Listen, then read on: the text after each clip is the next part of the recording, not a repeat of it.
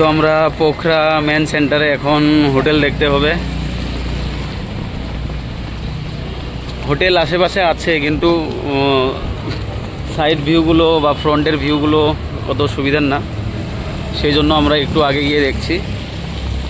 ম্যাপে চেক করা হলো ওখানটার ভিউটা এটার থেকে বেটার, তো ওখানে যাচ্ছি। এটা পোখরা মেন সেন্টারের মার্কেট।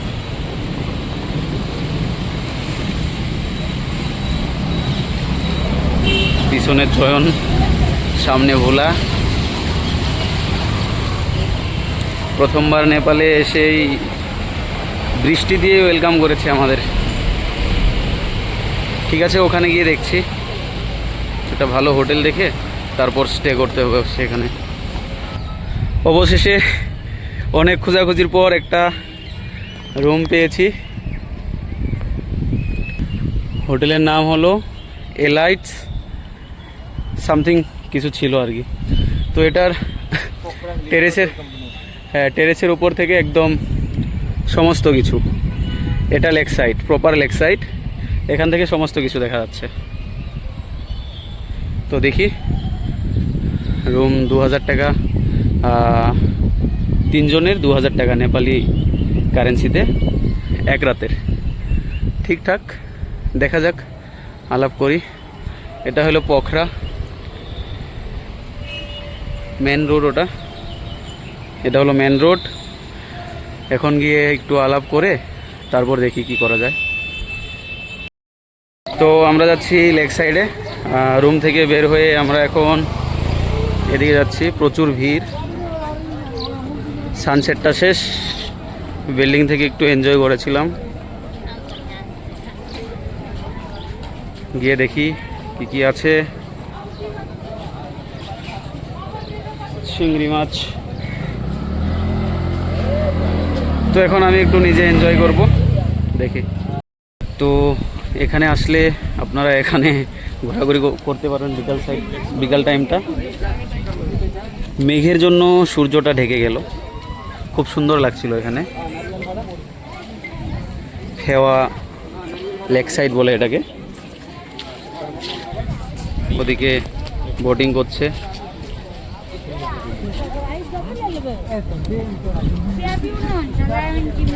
ঠিক আছে, এখন রাখছি। এটাই ছিল, এটাই ছিল। অনেক সুন্দর সানসেটটা চলে গেল, সূর্যটা ব্যাং। ঠিক আছে, হবে। এখন আমি একটু এনজয় করি, এটাই।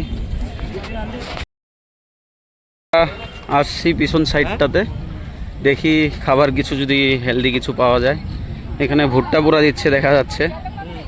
আর সব থেকে বড় সমস্যা হয়ে গেছে, আমার ফোনের স্টোরেজ একদম ফুল। নেক্সট ব্লগের জন্য ভিডিও আমি স্টোর করতে পারবো কি পারবো না সেটা ঠিক আমার জানা নেই। তো আজকে যতটুকু চেষ্টা করব 2-1টা ব্লগ রেডি রাখার জন্য, বাদবাকি শর্ট ক্লিপসগুলো আমি ডিলিট করে স্পেসটা খালি করার চেষ্টা করব। সেম জায়গা, এটা পিছন সাইডটা, ওটা ঝিল। এখানে কিছু খাবার দাবার, আড্ডা, এরকম কিছু হয়। আমাদের হোটেল এটাই। তো দেখি একটু ঘোরাঘুরি করে।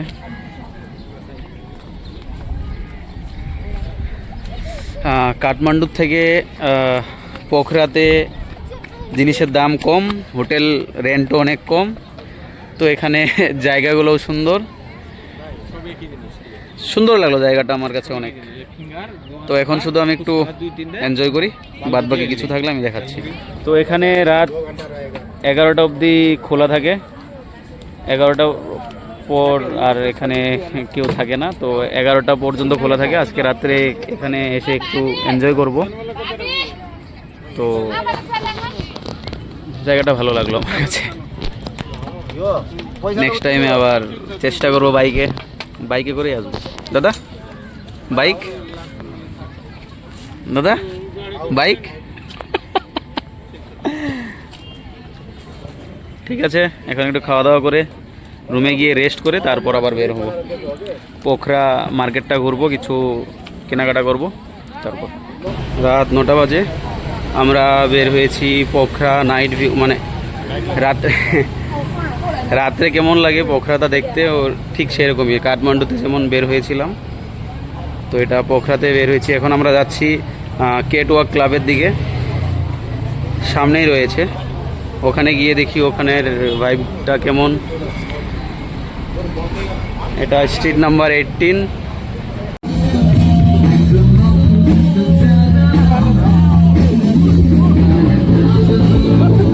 সব কিছু এইসব বার, যেহেতু এখানে আমাদের আসাটা উচিত হয়নি, কিন্তু এক্সপ্লোর তো করতে হবে ভাই।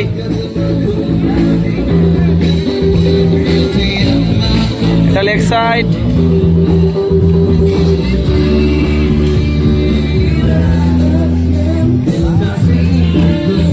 এদিকে যা কিছু দেখা যাচ্ছে সমস্ত বার।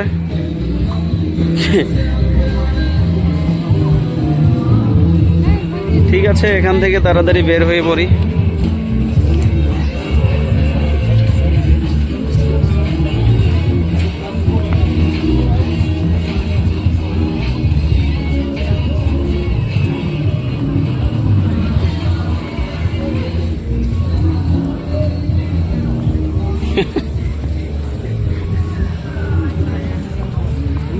হাঁটতে হাঁটতে লেগ সাইডের অপোজিট অন্য পারে এসে পড়লাম। এখানে গান গাইছে, সবাই দেখছে।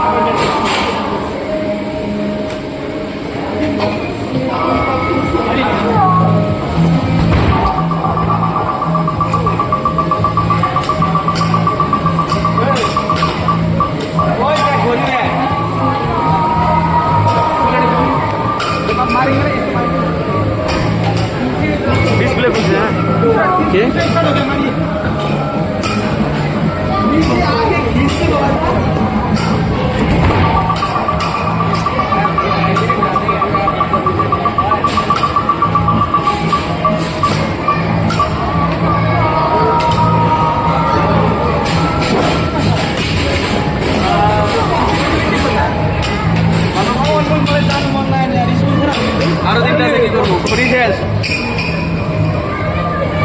মার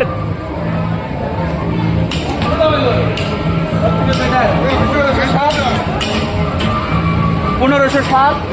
হ্যাঁ সরি ভাই, 1557। এটার মধ্যেও ভালো পাইছি না। আরো কোনটা আছে?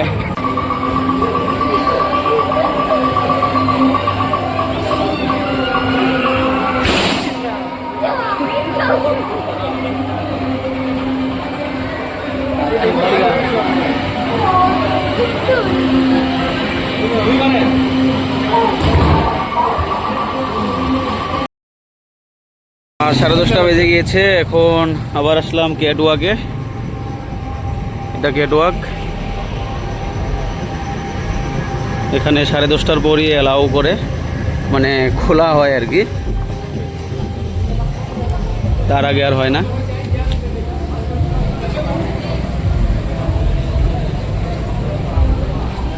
ওই চয়ন দাদা, ফ্রি কি না ঠিকভাবে জানি না, ওখানে তো বললো ফ্রি। কিছু আছে নাকি টিকিট করা? চল, এটা ওপেন হয়েছে কেট ওয়াক। ও ভাই রিলসে দেখেছিলাম, এটা প্রথমবার।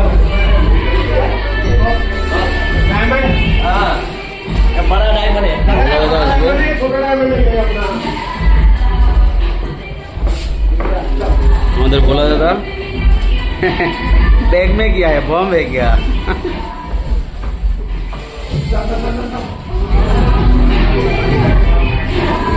চয়ন আসবে, তারপর ভিতরে যাব।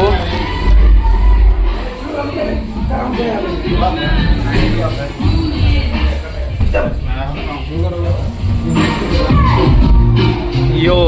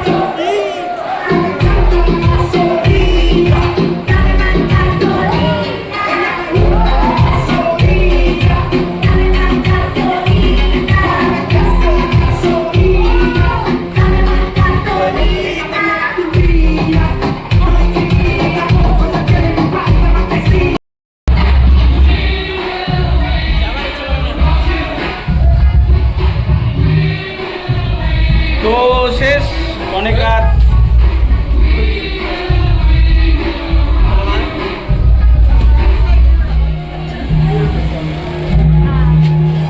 অনেক রাত হয়েছে, এখন রুমের দিকে রওনা দিচ্ছি।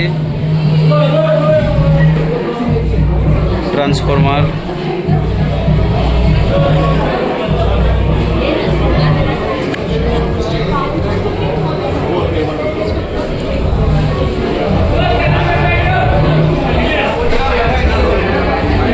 তো এটাই ছিল ক্যাট ওয়াক। ভালো এনজয় করলাম। তো ফুল ভিডিওটা ইউটিউবে থাকবে।